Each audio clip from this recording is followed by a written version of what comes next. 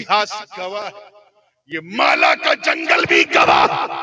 مرید شیر کے نرغے میں کیا آیا، یہاں بیٹھے بیٹھے تیر چلا کے بتا دیا کہ اے میرے مرید گھبرا مت، نکل میں نے تجھے چھوڑا تھا۔ نعرہ تکبیر، نعرہ رسالت، نعرہ غوثیہ، فیضان شہدی، کرامات شہدی، خطاب حضور تاج العلماء۔ یہ اگر پورے سیناریو کو چینج کرنا ہے تو اللہ سے ڈرنا شروع کرو، نہیں تو تمہاری داستان بھی نہ ہوگی داستان۔ ایک چیز اور میں اس سے لگتی ہوئی کہوں پھر آگے بڑھتا ہوں۔ اب اس وقت گھڑی نہیں، اس سہانی گھڑی کو دیکھیے۔ گھڑی دیکھنے کا سمے جو ہے وہ چلا گیا، بھاری باپ رے باپ رے باپ رے باپ۔ لیکن چلیے میں بھی یہ گھڑی نہیں دیکھوں گا۔ توجہ ہے نا آپ لوگوں کی؟ ایک اور بات سنیے، تھوڑا سا ماحول کو ذہن میں رکھتے ہوئے۔ حجاج بن یوسف کا تو نام سنا ہو۔ He was the governor of Basra. بنی امیہ کے زمانے میں بصرہ کا گورنر حاکم کون تھا؟ حجاج بن یوسف۔ بہت ظالم حاکم، بہت ظالم سلطان، کرو شاشک، صحابہ اور تابعین کے خون سے اپنے ہاتھوں کو رنگے ہوئے تھا، قاتل تھا، یعنی قتل ہی سے وہ کرسی اس کو گورنری کی ملی۔ کانسپریسی ایسی کہ جس گرو نے اسے کرسی پہ بٹھایا اسی گرو کو سائیڈ میں کر کے ان کی کرسی پہ بیٹھ گیا۔ اور گرو جی کے زمانے میں جو چاندی سونے کا سکہ چلتا تھا نا، وہ دینار کا اسے ڈی مونیٹائز کر کے، نوٹ بندی کر کے اپنے نام کا سکہ چڑھایا حجاج بن یوسف۔ اتنا ظالم تھا کہ پورے بصرہ نہیں، پورے عراق کے میڈیا تنتر کو اپنی گود میں بٹھا دیا۔ یعنی سب سے بڑا میڈیا جمعہ، سارے اماموں کو مجبور کر دیا تھا کہ جمعہ کے دن میرے نام کا خطبہ پڑھا جائے، اور اگر کوئی امام ایسا نہیں کرتا تھا تو اس کے پیچھے حکومت کی ایجنسیز لگا دیتا۔ کون؟ حجاج بن یوسف۔ میں حجاج بن یوسف کی بات کر رہا ہوں، آپ کا دماغ ادھر ادھر تو نہیں جا رہا ہے نا؟ جا رہا ہے تو جانے دو۔ اتنا ظالم، لیکن ایک بات یہ ذہن میں رکھیے گا، جو ظالم ہوتا ہے وہ ایسا نہیں کہ وہ کوئی اچھا کام نہیں کرتا ہے، اچھا کام کرتا ہے۔ حجاج نے بھی کیا کہ قرآن پاک میں ہم عجمیوں کے لیے اس نے زبر زیر پیش اعراب و نقطے لگا دیے، جس کے سہارے سے ہم یہ سمجھ گئے یہ ایک نقطہ ہے تو یہ با ہے، یہ دو نقطہ ہے تو یہ تا ہے، یہ تین نقطہ ہے تو یہ سا ہے، یہ پہچان لیا ہم نے، یہ اس کا احسان ہے۔ اب اگر اللہ نے اسے معاف کر دیا تو اس کا عدل ہے، نہ معاف فضل ہے، نہ معاف کیا تو عدل ہے، لیکن تھا وہ بہت ظالم۔ سمجھئے کس کی بات میں کر رہا ہوں؟ ہاں، یہ لائن نہیں پھسلنی چاہیے۔ اتنا ظالم تھا۔ ایک شخص آیا حضرت خواجہ اویس قرنی رضی اللہ تعالیٰ عنہ کی بارگاہ میں، حضرت سرکار سیدنا خواجہ حسن بصری رضی اللہ تعالیٰ عنہ کی بارگاہ میں۔ خواجہ حسن بصری یہ وہ خواجہ خواجگاں ہیں کہ تمام سلاسل سلسلے قادریہ، سہروردیہ، چشتیہ تو بالکل ڈائریکٹ، اور سلسلے نقشبندیہ بالواسطہ آپ سے ہوتے ہوئے مولا علی تک جاتا ہے۔ کیونکہ سلسلے نقشبندیہ کی دو برانچیں، لوگ ایک کا ذکر کرتے ہیں، دوسری کو پتہ نہیں کیوں نہیں بیان کرتے۔ ایک جو ہے وہ حضرت سلمان فارسی سے ہو کر کے صدیق اکبر سے، اس کا تو خوب چرچا ہوتا ہے، اور جو سب سے قدیم سلسلہ ہے سلسلے نقشبندیہ کی وہ کڑی جو حضرت سلمان فارسی اور حضرت خواجہ حسن بصری سے مل کے مولا علی تک جاتا ہے۔ کیونکہ کوئی سلسلہ اس وقت تک سلسلہ ہو ہی نہیں سکتا جب تک در مرتضی تک نہ ہو۔ یہ سلسلے نقشبندیہ کو فیضان حیدری سے محروم نہ سمجھو، اس پر فیضان ابو بکر بھی ہے، فیضان علی بھی ہے۔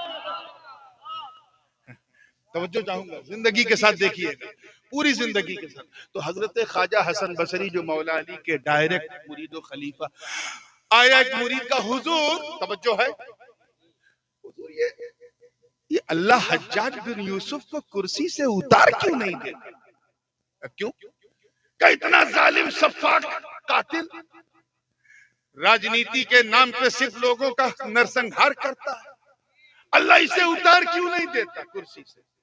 تو حضرت خواجہ حسن بصری نے سر اٹھایا، چہرے پر جمال اور جلال کا ایک مشترکہ رنگ آیا اور فرمایا سن، ما جاء الحجاج الا بذنوبنا، کہ حجاج بن یوسف صرف ہمارے گناہوں کی وجہ سے آیا۔ پیچھے والوں کی بھی توجہ چاہوں گا، اس پر منتھن کرو، چنتن کرو۔ حجاج بن یوسف، اللہ brought him because we have done a lot of sins and evils. ہم نے بہت گناہ کیے ہیں، ایک گناہ کی وجہ سے اللہ نے ہمارے سروں پہ حجاج بن یوسف کو بٹھایا، مسلط کیا ہے۔ ذرا سوچو پیلی بھیت والو، قرب و جوار والو، درگاہ شاہ جی کے سے اپنی جبین نیاز کو متعلق رکھنے والو، ذرا سوچو، غور کرو، چنتن کرو، منتھن کرو، تدبر سے کام لو کہ آج سے لگ بھگ 14.25 یا 1400 برس پہلے جو بھی مٹھی بھر گنہگار تھے، انہیں دیکھ کر خواجہ حسن بصری نے کہا کہ انہیں سبق سکھانے کے لیے اللہ نے حجاج جیسا ظالم سلطان مسلط کیا ہے۔ آج کے گنہگاروں کو دیکھتے تو کیا کہتے؟ یہ چلتے پھرتے اٹھتے بیٹھتے راتوں دن گناہ میں، شراب شباب اور کباب میں اپنی زندگی بسر کرنے والے نوجوانوں کو دیکھتے تو کیا کہتے؟ یہ نماز روزہ تلاوت چھوڑ کر فیس بک، انسٹاگرام، ٹویٹر اور واٹس ایپ پر مکھی مارنے والی اس نسل کو دیکھتے تو کیا کہتے؟ یہ ماں باپ کی آنکھوں میں آنکھیں ڈال کے ان کی بے حرمتی کرنے والی اس نوجوان نسل کو دیکھتے تو کیا کہتے؟ یہ بلا جھجک کہیں بھی کچھ بھی مل جائے بغیر تحقیق کے کھا لینے والی اس نالائق نسل کو دیکھتے تو کیا کہتے؟ اب اگر آج تم یہ محسوس کرتے ہو کہ تم پہ کوئی مسلط، تم کسی کی جارحیت کے شکار ہو، so you don't have a right to ask، تمہیں پوچھنے کا کوئی حق نہیں ہے، یہ تمہاری کرتوتوں کا پھل ہے۔ اگر پورے سیناریو کو بدلنا ہے تو رب کی بارگاہ میں رجوع کرو، توبہ کرو، گڑ گڑاؤ، آنسو بہاؤ اور اللہ سے ڈرنا شروع کرو، تم اللہ کے قریب ہوتے جاؤ گے۔ مولا کی قربت اس ظالم کو اٹھا کے بے شک، سبحان اللہ، سبحان اللہ۔ نعرہ تکبیر، نعرہ رسالت، نعرہ غوثیت، فیضان شاہ جی، کرامات شاہ جی، قطب الاقطاب کانفرنس، نعرہ تکبیر، زندہ باد، زندہ باد۔ یہ ہے ڈرنا میرے دوستو، اسے کہتے ہیں ڈرنا، کہ ایسا ڈرو کہ ڈر بھی تم پہ ناز کرنے لگے۔ جتنا تم اللہ سے ڈرو گے اتنا وہ تم سے ڈرے گا۔ اللہ پاک کا ارشاد ہے، ظہر الفساد فی البر والبحر بما کسبت ایدی الناس لیذیقہم بعض الذی عملوا لعلہم یرجعون۔ دنیا میں فتنہ و فساد بپا ہو گئے تمہاری اپنی کرتوتوں کی وجہ سے، اور اللہ نے یہ تم پہ مسلط کیا تاکہ تمہیں مزہ چکھائے ان چیزوں کا، اور یہ مزہ چکتے چکتے وہ دن بھی آئے کہ تم اللہ کی بارگاہ میں رجوع کرو۔ تو یہ سب جو آزمائشیں ہیں وہ اس لیے کہ وہ بڑا رحمان ہے، وہ نہیں چاہتا کہ اس کے نبی کا کوئی امتی جہنم میں جائے اور جنت میں جانے والے ہمارے کام نہیں ہیں، تو ہمیں آزمائش میں ڈالتا ہے تاکہ یہ آزمائش ہمیں مولا کے قریب کر دے۔ یہ آزمائشیں ہی ہیں، کسی کو یہ قربت خوف خدا سے حاصل ہوتی ہے، کسی کو یہ قربت نسبت مرشد سے حاصل ہوتی ہے۔ اسی لیے کہا وَكُونُوا مَعَ الصَّادِقِينَ، سچوں کے ساتھ ہو جاؤ، سچوں کے ساتھ ہو جاؤ یعنی اچھوں کے ساتھ ہو جاؤ۔ اس نقطے کو بھی سمجھنے کی ضرورت ہے۔ یہ ساتھ ہو جاؤ کہا ہے، اس کی تفصیل آپ جو چاہیں کریں لیکن صرف ساتھ ہو جاؤ۔ یہ نہیں کہا کہ ان سے علم حاصل کرو یا ان کی صحبت میں بیٹھ کے رموز و اسرار کی باتیں سنو، نہیں، صرف ساتھ ہو جاؤ۔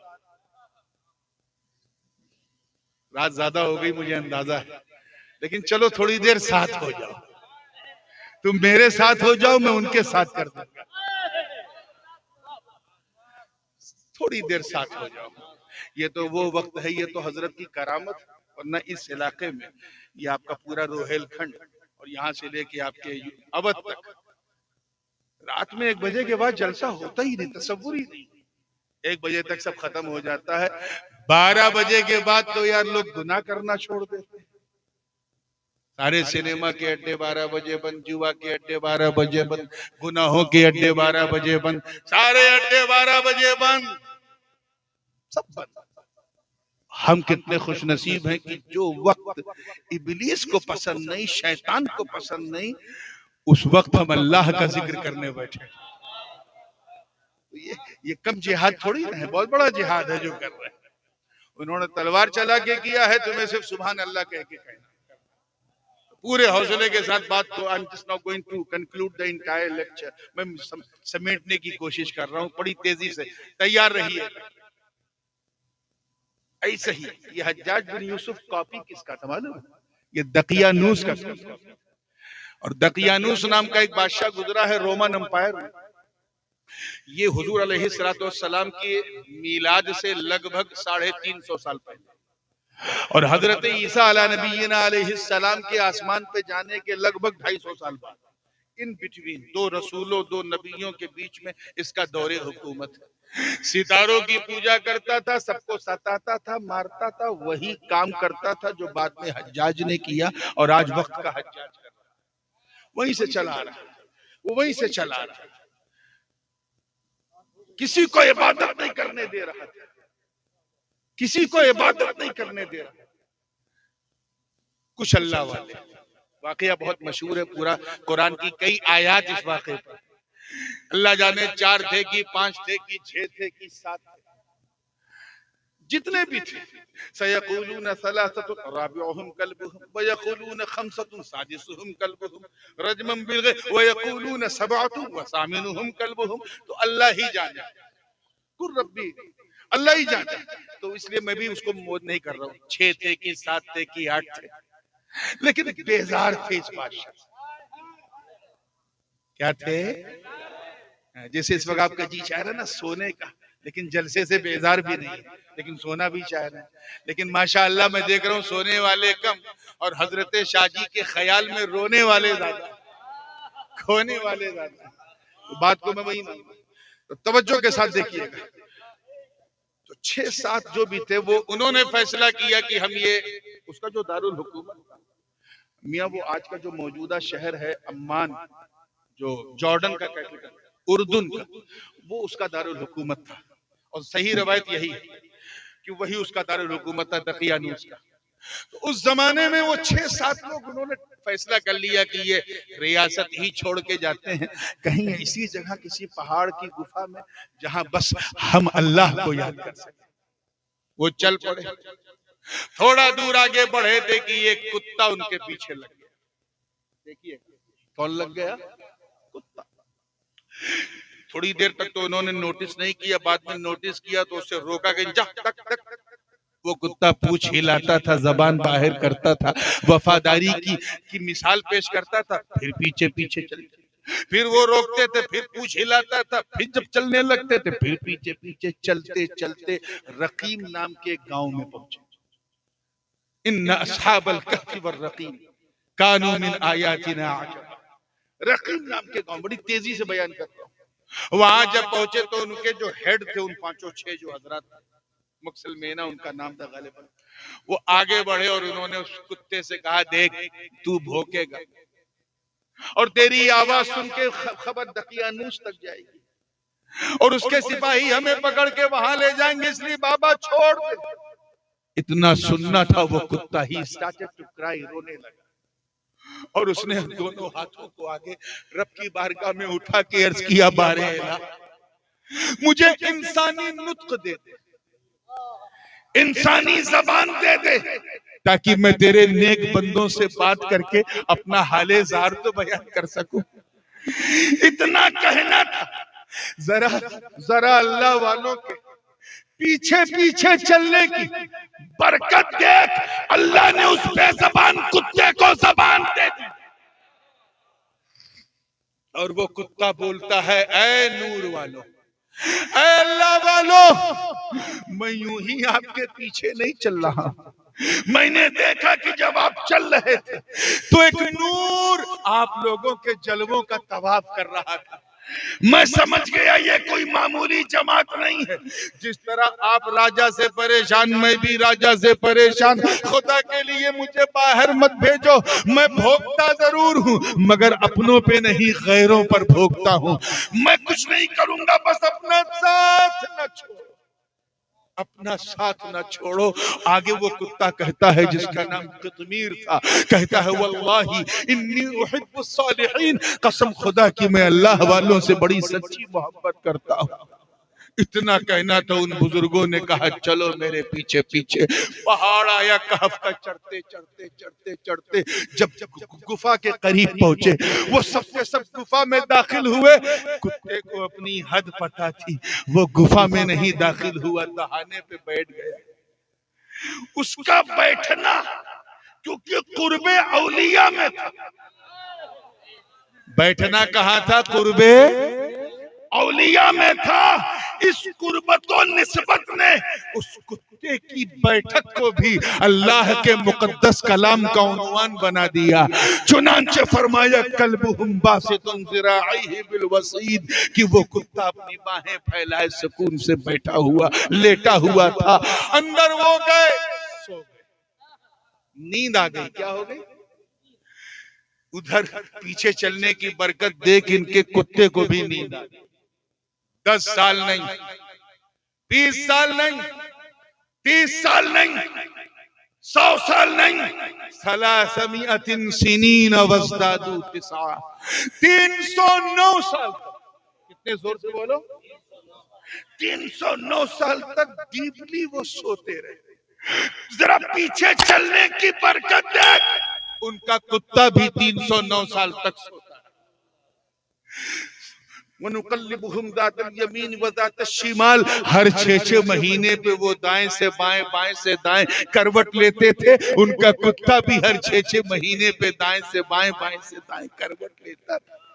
ذرا سوچ یار, پیچھے چلنے کی وجہ سے جب اولیاء بنی اسرائیل کا کہ فیض کا یہ عالم کہ پیچھے چلنے والا کتا مقدس کلام کا عنوان ہو سکتا ہے, تو پھر وہ شیر, وہ رب کا شیر, وہ محمد کا شیر جو بنی اسرائیل کا نہیں بلکہ مصطفیٰ کی امت کا ولی.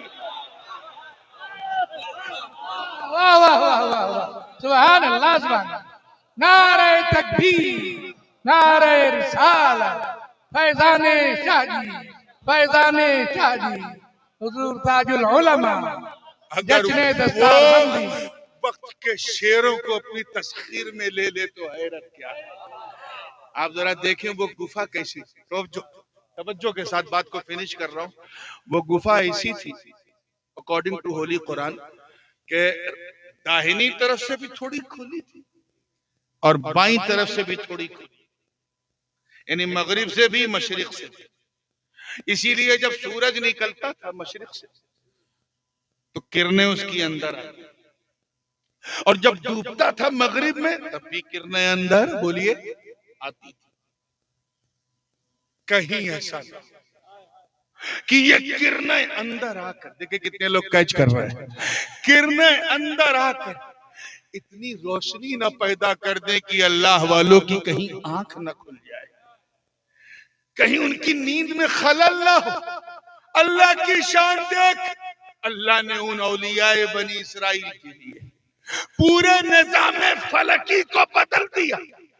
چنانچہ قرآن کی آیت پکار اٹھی وَتَرَى الشَّمْسَ إِذَا طَلَعَتْ تَزَاوَرُ عَنْ كَهْفِهِمْ ذَاتَ الْيَمِينِ وَإِذَا غَرَبَتْ تَقْرِضُهُمْ ذَاتَ الشِّمَالِ وَهُمْ فِي فَجْوَةٍ مِّنْهُ. سورج جب نکلتا تھا تو کرنیں اندر نہ آویں, اللہ اسے داہنی طرف پھیر دیتا تھا. جب ڈوبتا تھا تو کرنیں اندر نہ آویں, اللہ اسے بائیں طرف پھیر دیتا تھا.